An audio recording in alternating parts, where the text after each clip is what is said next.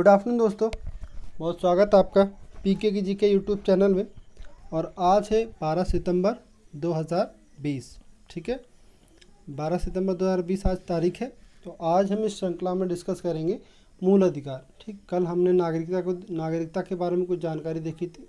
ठीक, आज हम देखें मूल अधिकार।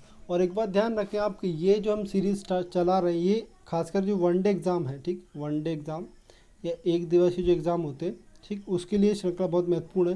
क्योंकि अगर हम बात करें तो नागरिकता या मूल अधिकार है किसी और टॉपिक के बारे में, तो इनको पढ़ाने में या समझाने में बहुत अधिक समय लगता है और बहुत बड़े टॉपिक भी हैं। लेकिन वनडे एग्ज़ाम में क्या होता है, आपको सीधा आंसर देना होता है, तो आपको टू द पॉइंट चीज़ें बतानी है। ठीक, और वही हम यहाँ पे डिस्कस करने वाले, टू द पॉइंट चीज़ें, जितने कम शब्दों में हो सके उतने कम शब्दों में ज़्यादा से ज़्यादा हम इंफॉर्मेशन गैदर कर पाएँ। यही इस वीडियो का टारगेट भी है। तो आप ये ना सोचें कि इस वीडियो में कम बताया जा रहा है, ऐसा कुछ जो भी बताया जा रहा है वो आपके काम आने वाला, बहुत ज़्यादा काम आने वाला, तो वो आप याद रखिएगा। तो मूल अधिकार, चलिए शुरू करते हैं आज का मूल अधिकार। तो संविधान का भाग कौन सा हो जाएगा आपका? भाग तीसरा और अनुच्छेद 12 से 35 में किसके बारे में जानकारी मिलती है आपको? मूल अधिकारों के बारे में। ठीक, अब मूल अधिकार क्या है? तो मूल अधिकार जो है वो अमेरिकी संविधान से प्रभावित है। तो संविधान की बात करें, जो भारतीय संविधान में जो मूल अधिकार है उनको किसका प्रभाव दिखता है? आपका अमेरिकी संविधान। ठीक, भाग 3 को भारतीय संविधान का मैग्ना कार्टा भी कहा जाता है, मैग्ना कार्टा भारतीय संविधान का। ठीक, और व्यक्ति के अधिकारों को बढ़ाता है। तो क्या करते हैं ये? व्यक्ति के अधिकारों को बढ़ाते हैं।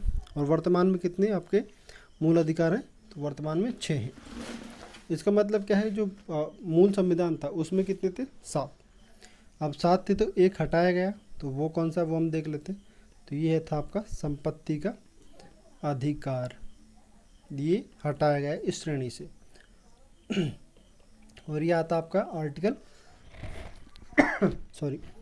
32 के अंतर्गत इसके प्रावधान दिए गए थे।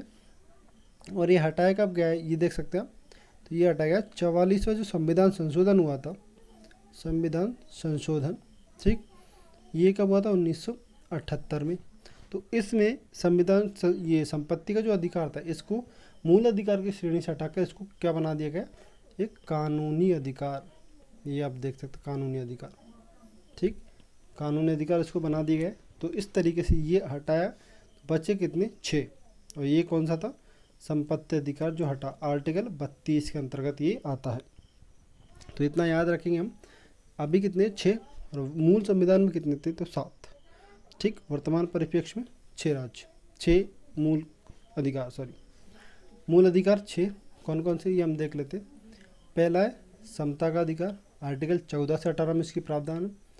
दूसरा स्वतंत्रता का अधिकार 1922, ये अनुच्छेद है, ये जो ब्रैकेट में है अनुच्छेद है, इसको हम आर्टिकल भी बोलते हैं। तो ठीक, ये है। और तीसरा है शोषण के विरुद्ध अधिकार 23 से 24। धर्म की स्वतंत्रता का अधिकार आर्टिकल 25 से आर्टिकल 28 के बीच में। संस्कृति एवं शिक्षा संबंधी अधिकार ये 29 से 30। इसके अलावा मिलता है आपको संवैधानिक उपचारों का अधिकार जो है आपका आर्टिकल 32 में। ठीक, आर्टिकल 32 में। ठीक है, सॉरी यहाँ पे हमने थोड़ा सा मिसप्रिंट हो, ये गलती हुई यहाँ पे। ये था आपका 31 में, क्योंकि ये 31 में, तभी तो जो छठवां वाला ये 32 में आएगा। ठीक, तो वही यहाँ पे करेक्शन करेंगे हम। ये 31 में था, 31 में। तो ये 32 में कौन है आपका? संवैधानिक उपचारों का अधिकार। अब पहला डिस्कस करते हैं हम सबसे पहले समता का अधिकार। अब समता का अधिकार क्या कहता है? समता का अधिकार में 2 चीज़ें काफ़ी इंपॉर्टेंट है। एक तो है विधि के समक्ष समता और दूसरा विधियों का समान संरक्षण। ठीक, अब ये थोड़ा कन्फ्यूजिंग टर्म है तो हम इसको आसान भाषा में समझते हैं। जो पहली चीज़ है विधि के समक्ष समता, ये क्या कहती है? ये कहती है कि कानून के सामने विभिन्न व्यक्तियों में किसी भी प्रकार का विभेद नहीं होगा। यानी कि यहाँ पे सब समान है, सब समान है। ये है किसी व्यक्ति का जो पद है या वो यहाँ पे काम नहीं आता। जैसे मान लीजिए कोई बहुत बड़े पद पर है, कोई आम आदमी, तो वहाँ पे इस पद का कोई महत्व नहीं। तो कानून के सामने क्या होता है? सब समान है। तो इसका ये मतलब विधि के समक्ष समता का। ठीक, अब अगला देखते हैं। इसमें एक और चीज़ है कि विधियों के समान संरक्षण। तो इसका क्या मतलब है? इसका मतलब ये है कि जो भी कानून बनाए जाते हैं वो व्यक्तियों की सामाजिक और आर्थिक स्थितियों को ध्यान में रखकर बनाए जाते हैं। ठीक, तो यहाँ पे किसी भी व्यक्ति को इसमें एडवांटेज नहीं मिलता कि वो सामाजिक रूप से कितना प्रतिष्ठित है या उसके पास कितना धन दौलत या कुछ भी ऐसा कुछ है। ऐसा यहाँ पे कुछ नहीं होता, सभी व्यक्तियों के लिए पूर्णतः समान नियम बनाए जाते हैं। दोनों लगभग सेम है पर एक माइनर सा डिफरेंस है इसमें, ठीक। तो यहाँ पे खास करके जो उसकी पदवी की बात है, कुछ पद है उसके पास, उसके बारे में यहाँ पे थोड़ा मोटा मोटा आपको ये अंदाज़ा आप लगा सकते हैं कि इसके बारे में यहाँ पे बात की जाती है। सब समान है कानून के सामने, और ये कि सबके लिए कानून भी समान बनाए जाएंगे। तो दोनों चीज़ें इंपॉर्टेंट है। ये किसके कौन सा आर्टिकल कहता है? हमारा 14वां आर्टिकल, ठीक, आर्टिकल 14। अब अगला देखते हैं इसमें, अगला क्या है? धर्म, मूल, वंश, लिंग एवं जन्म स्थान के आधार पर विभेद नहीं होना चाहिए। तो ये कौन सा आर्टिकल कहता है? आर्टिकल 15। इसका क्या मतलब है? इसका मतलब ये है कि कोई भी व्यक्ति किसी स्थान विशेष से अगर वो आता है तो उस स्थान विशेष को लेकर हम उसके साथ विभेद नहीं कर सकते या उसके साथ भेदभाव नहीं कर सकते कि आप इस क्षेत्र से आते हैं या इस जगह से आते हैं, इस वर्ग से है, इस धर्म से है या इस मूल के है। उस आधार पर किसी भी भारतीय से भेदभाव नहीं किया जा सकता। तो इसकी गारंटी कौन देता है? हमारा आर्टिकल 15 इसके बारे में प्रावधान करता है। अगला है आर्टिकल 16, देख सकते हैं आप। इसमें क्या है? लोक नियोजन के अवसर में समानता, यानी कि जो लोक नियोजन के अवसर होते हैं, जो सार्वजनिक अवसर होते हैं, उनमें किसी व्यक्ति विशेष को या किसी धर्म विशेष को महत्व नहीं दिया जा सकता, ठीक। इसमें सभी जो संसाधन है, भारतीय जितने भी संसाधन है, तो उस पर सबका समान अधिकार है। इसका हम इस तरीके से समझ सकते हैं। तो अवसर की समानता यहाँ पे सबको मिलनी चाहिए। आप किसी विशेष वर्ग से हैं, किसी विशेष जाति से हैं, तो इसके आधार पर आपको यहाँ पे वो एडवांटेज या प्राथमिकता नहीं दी जा सकती। तो जो भी संसाधन है वो सब भारतीयों के समान है। तो यहाँ पे अवसर की समानता मिलती है। तो कौन सा आर्टिकल आएगा? Article number 16। अगला देखते हैं, अस्पृश्यता का अंत, ठीक। जो अनटचेबिलिटी जिसको हम कहते हैं, छुआछूत जिसको हम आसान भाषा में कह सकते हैं, तो उसको प्रमोट नहीं किया जाना चाहिए। ये उसका अंत कौन करता है? आर्टिकल 17। ये छुआछूत के आधार पर अगर कोई व्यवहार होता है तो वो कानूनी दंडनीय अपराध माना जाता है, ठीक है। तो ये कौन सा आर्टिकल कहता है? हमारा आर्टिकल नंबर 17। आर्टिकल 18 कहता है उपाधियों का अंत। जो भी पहले उपाधियाँ थी, महाराजा महाराजा या फिर कुछ ऐसी प्रिंस वगैरह या कुछ भी ऐसी जो उपाधियाँ थी जो आम जनता से आपको अलग करने के लिए बनाई गई थी या फिर अलग दर्शाती थी, उनका अंत इसमें कर दिया गया। अब इसमें एक और चीज़ है कि अगर कोई भी आपको विदेशी वो मिलता सम्मान, ठीक, विदेश से कोई भेंट मिलती है, विदेशी को सम्मान मिलता है, तो उसके लिए पहले आपको राष्ट्रपति की, हमारे जो भारतीय राष्ट्रपति, उनकी परमिशन होना जरूरी है, ठीक। राष्ट्रपति की मंजूरी के बिना आप ये नहीं ले सकते, ठीक है। बिना राष्ट्रपति की सहमति के किसी विदेशी राज्य से या उसके अधीन कोई भेंट, उपलब्धि या पदभार स्वीकार नहीं किया जा सकता। ये कौन कहता है? आपका आर्टिकल नंबर 18, ठीक है। तो ये भी समानता का अधिकार स्थापित करने में अपनी भूमिका निभाता। Article number 18। तो ये था पहला हमारा मूल अधिकार, समता का अधिकार। अब देखते हैं दूसरा क्या कहता है? स्वतंत्रता का अधिकार। समानता हमने देख ली, अब अगला वर्ड आता है हमारे पास स्वतंत्रता का अधिकार। स्वतंत्रता का अधिकार कहता है वाक एवं अभिव्यक्ति की स्वतंत्रता। तो ये है आपका आर्टिकल 19 में। इसका मतलब क्या है? इसका मतलब क्या है? जो व्यक्ति एक मर्यादित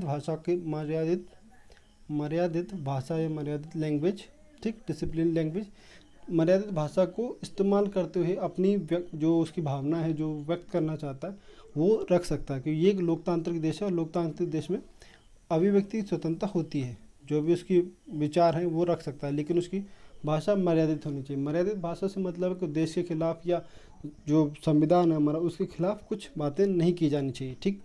तो ये भाषा का यहाँ महत्व ध्यान रखना चाहिए। मर्यादित लैंग्वेज होनी चाहिए आपकी, ठीक। डिसिप्लिन लैंग्वेज जिसको हम कहते हैं वो होनी चाहिए। उसके साथ आप अपनी बात सार्वजनिक रूप से रख सकते हैं। तो ये अधिकार देता है आपको आर्टिकल 19। अगला है आपका अपराधों के लिए दोष सिद्धि के संबंध में संरक्षण। तो ये आपका आर्टिकल 20 देता है, ठीक।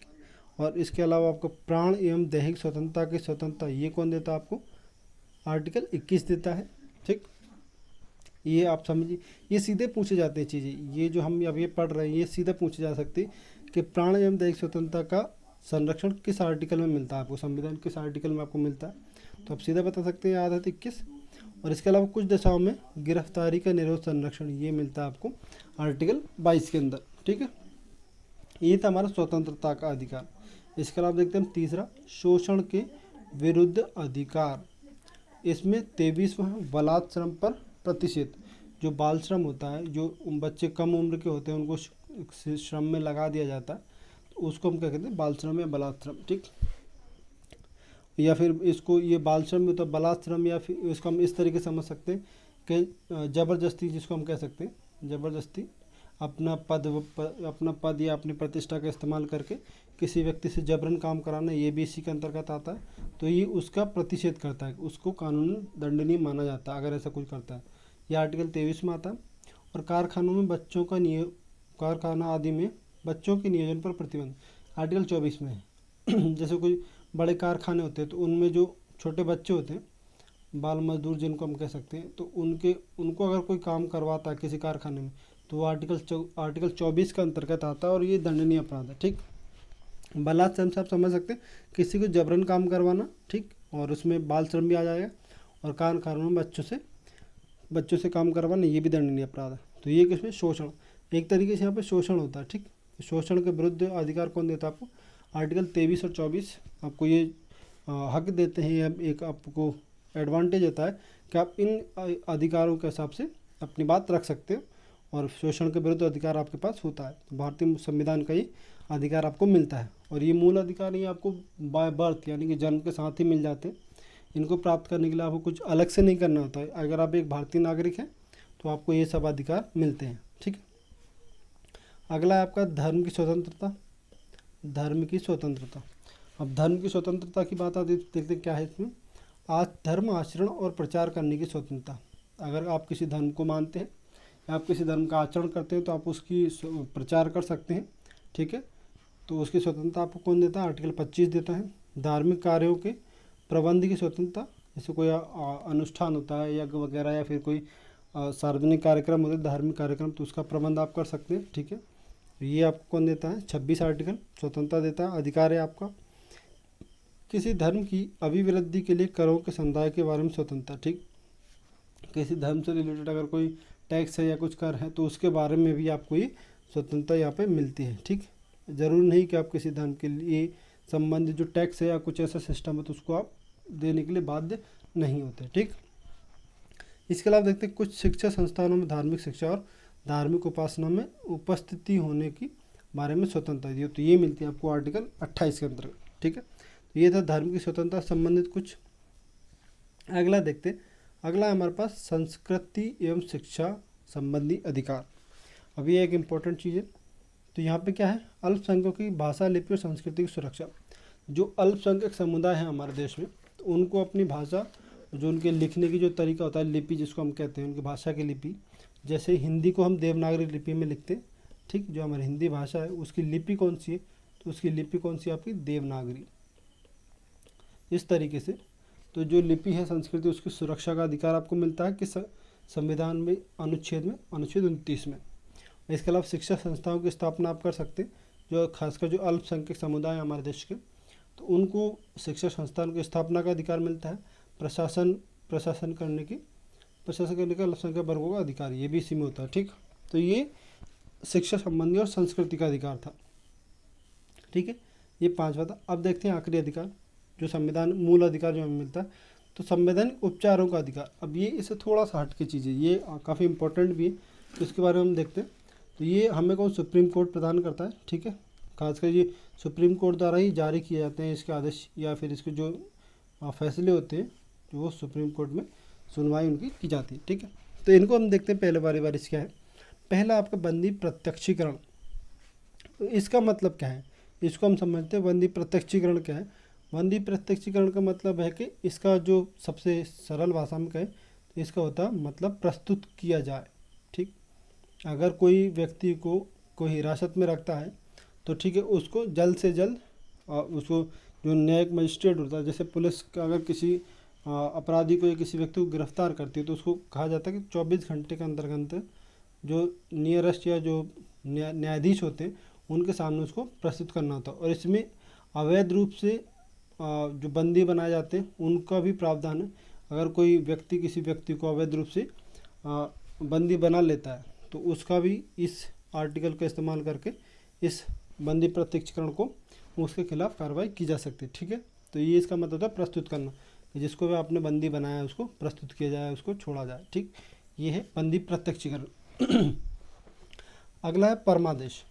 अब परमादेश का मतलब क्या है? हम आदेश देते हैं। ये इसका सिंपल सा मीनिंग है, हम आदेश देते हैं। अभी है क्या, अभी ये है कि जिस न्यायालय द्वारा सार्वजनिक अधिकारियों की जारी किया जाता है, किसी न्यायालय द्वारा, जैसे कोई सरकारी, जैसे कोई कर्म अधिकारी है, ठीक, कोई भी अधिकारी है, अगर वो कहता है एक आम आदमी से या आम जनता से कि वो उसका जो काम है वो नहीं करेगा, ठीक, आम जनता से आप किसी दफ्तर में जाते हैं, आपको कोई फाइल का कुछ काम है, अगर वो उसका काम करने से मना कर रहा है तो आप उसके खिलाफ परमादेश का जो रिट है वो उसकी, इसको रिट भी कहा जाता है, तो ये परमादेश के हिसाब से उसको आप कार्रवाई की जा सकती है कि भाई उसको आप शिकायत करेंगे तो उसको ऊपर से या सुप्रीम कोर्ट से या उच्चतम न्यायालय जो है वहाँ से उसके पास क्या आता है, आदेश आता है कि आप, हम आदेश देते हैं कि आप अपना काम करें, ठीक, जो भी आपका काम है वो आपको करना पड़ेगा, ठीक, तो ये आदेश देते हैं, ठीक, इसका मतलब परमादेश, जो कहते हैं ना ऊपर से आदेश आते हैं, तो वो इसको हम कह सकते हैं उस तरीके से भी, ठीक है। सार्वजनिक जो अधिकारी होते हैं, जो लोक सेवक जो उनका कह लें, उनके काम को इस तरीके से लिया जाता है, हम आदेश देते हैं तो अधिकारी जो है उसको काम करना पड़ता है, ठीक। इसके अलावा प्रतिषेध है आपका अगला। प्रतिषेध का मतलब जो है वो होता है आपका रोकना।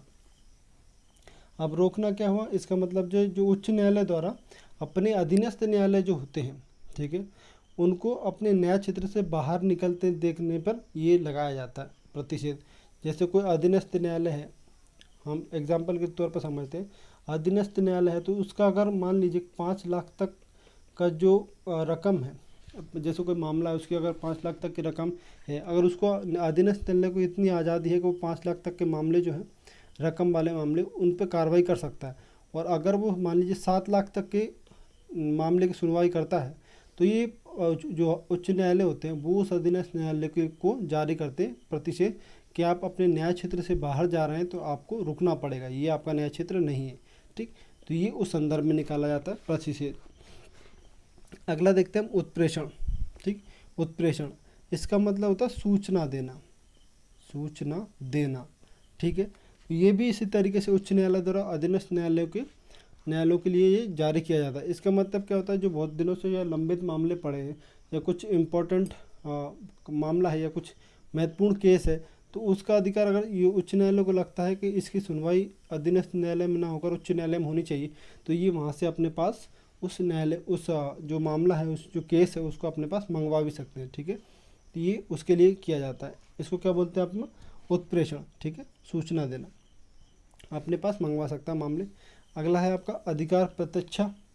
अब ये किया जाता है किसके लिए, सार्वजनिक कार्यालयों के लिए। सार्वजनिक कार्यालयों में जो भी व्यक्ति काम करते हैं, जो अधिकारी होते हैं, तो उनको ये जारी किया जाता है कि आप किस अधिकार से आप काम कर रहे हैं। अगर कुछ फर्जी तरीके से कुछ अधिकारी होते हैं या कुछ जो लोग होते हैं, अगर वो इस तरीके से संदिग्ध उनका व्यवहार पाया जाता है तो उनको अधिकार, ये जो होता है आपका अधिकार प्रत्यक्षा, ये जारी किया जाता है कि आप बताएं आप किस अधिकार से इस पद पर काम कर रहे हैं, ठीक है।